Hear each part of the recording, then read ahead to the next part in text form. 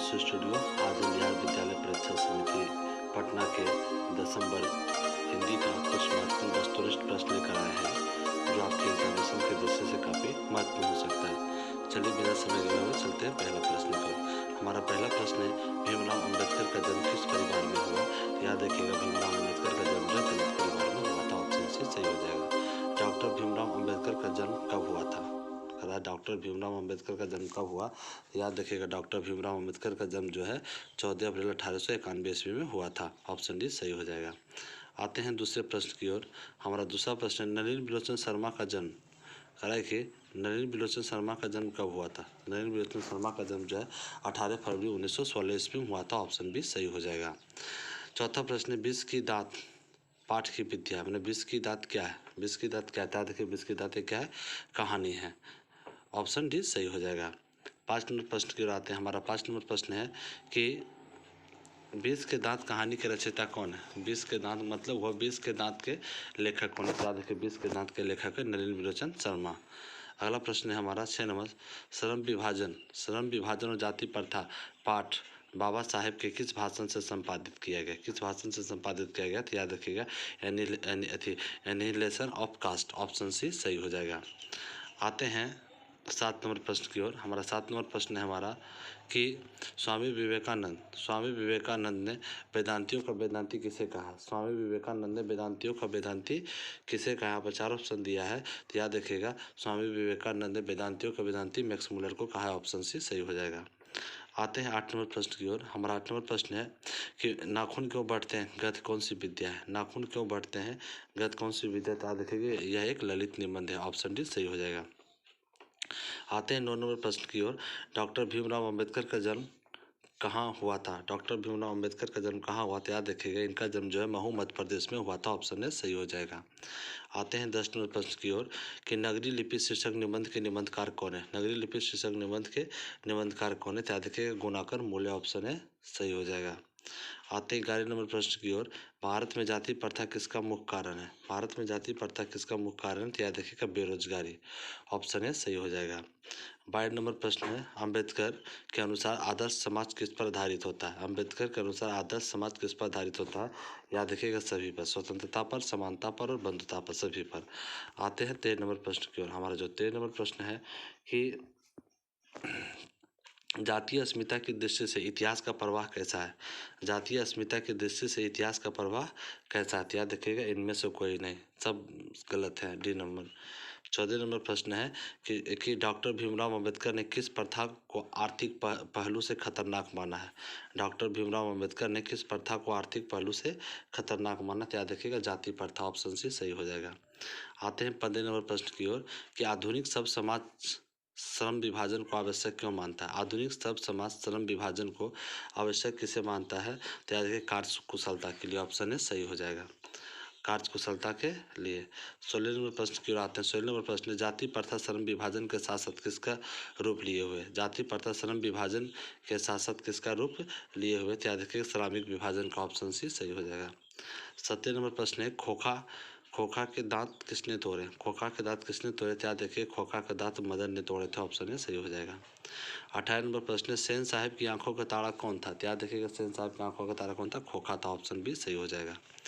19 number प्रश्न है, सेन साहब खोखा को क्या बनाना चाहते हैं? तो याद रखिएगा, सेन साहब खोखा को इंजीनियर बनाना चाहते थे। ऑप्शन सी सही हो जाएगा।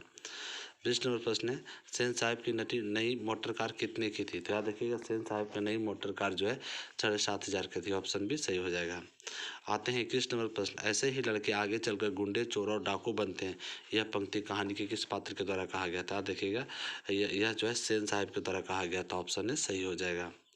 आते हैं 22 नंबर प्रश्न की ओर कि किसके अनुसार सेनों ने अपने सिद्धांतों को बदल दिया? तो याद रखिए, खोखा के अनुसार सेनों ने अपने सिद्धांत को बदल दिया। ऑप्शन बी सही हो जाएगा।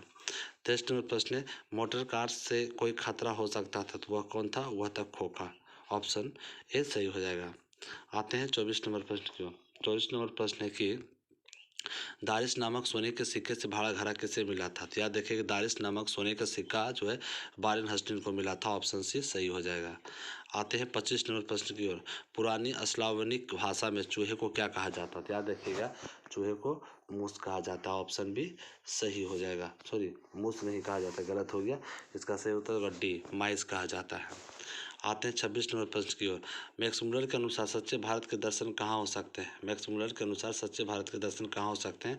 तो युवा अंग्रेज अधिकारियों, देखिए यहाँ पर देखिए चारों ऑप्शन गलत दिया हुआ है, चारों ऑप्शन गलत दिया हुआ है।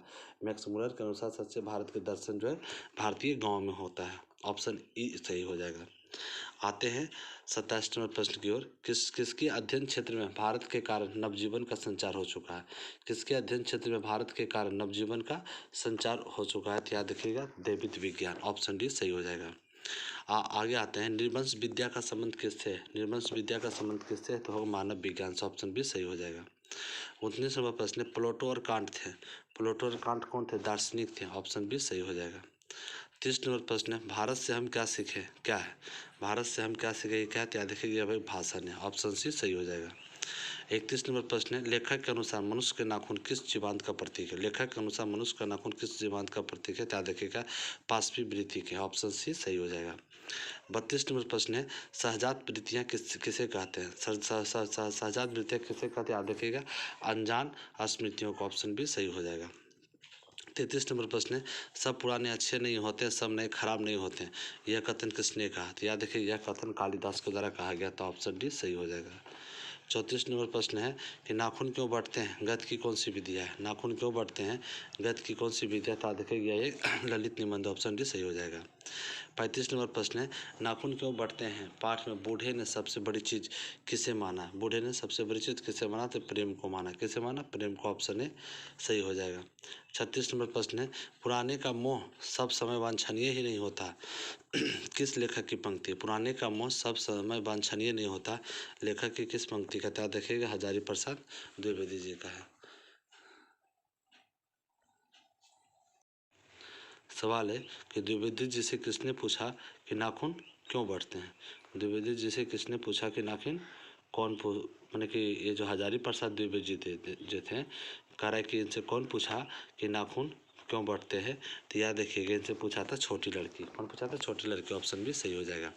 38 नंबर प्रश्न, दक्षिण भारत की नगरीय लिपि को कहते हैं? दक्षिण भारत के नगरीय लिपि से क्या कहते हैं? नंदी नगरीय लिपि। ऑप्शन सी सही हो जाएगा। वो 40 नंबर प्रश्न है कि 12वीं सदी के केरल के शासकों के सिक्कों पर बारकेलस जैसे शब्द किस लिपि में अंकित था? किस लिपि में अंकित था? याद रखिएगा, देवनागरी लिपि में अंकित था। ऑप्शन डी सही हो जाएगा। 40 नंबर प्रश्न है, हिंदी किस लिपि में लिखा जाता था? देखिए, हिंदी जो है देवनागरी लिपि में लिखा जाता है। ऑप्शन ए सही हो जाएगा। 41 नंबर प्रश्न है कि दाहा कोश किसकी रचना है? दाहा कोश किसकी रचना है? याद रखिएगा, सरहद पात की है। ऑप्शन ए सही हो जाएगा। आते हैं 42 नंबर प्रश्न, तमिल मलयालम तेलुगु कन्नड़ भाषाएं हैं, कौन सा कहाँ का है?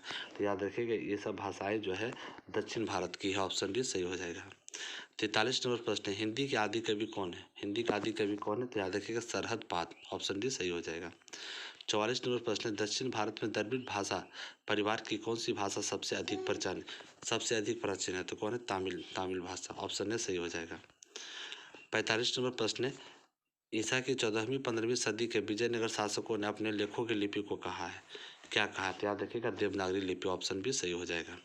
46 नंबर प्रश्न, नेवारी भाषाएं किस लिपि में लिखी जाती है? नेवारी भाषाएं किस लिपि में लिखी जाती है? देवनागरी लिपि में। ऑप्शन है सही हो जाएगा। 47 नंबर प्रश्न है, बेतमा दानपत्र किस समय का है? बेतमा दानपत्र किस समय का? 1020 ईस्वी का। ऑप्शन है सही हो जाएगा। 48 नंबर प्रश्न, दधीचि का हड्डी का से क्या बना? दधीचि की हड्डी से क्या बना? इंद्र का वज्र। ऑप्शन है सही हो जाएगा। 49 नंबर प्रश्न है, किस देश के लोग बड़े बड़े नाखून पसंद करते हैं? किस देश के लोग बड़े बड़े नाखून पसंद करते हैं? तो गोड देश के लोग। ऑप्शन है सही हो जाएगा। और ये लास्ट प्रश्न है, यहाँ पर देखिए मिस्टेक हो गया है, लिखा है अम्बेडकर के अनुसार जाति प्रथा किसका निर्धारण करता है? तो याद देखिएगा, पैसे का। चलिए, ये 50 महत्वपूर्ण प्रश्न है। आप लोग वीडियो को लाइक करें, शेयर करें, सब्सक्राइब करें, साथ में बेल घंटों को भी दबा दें, ताकि जब भी मैं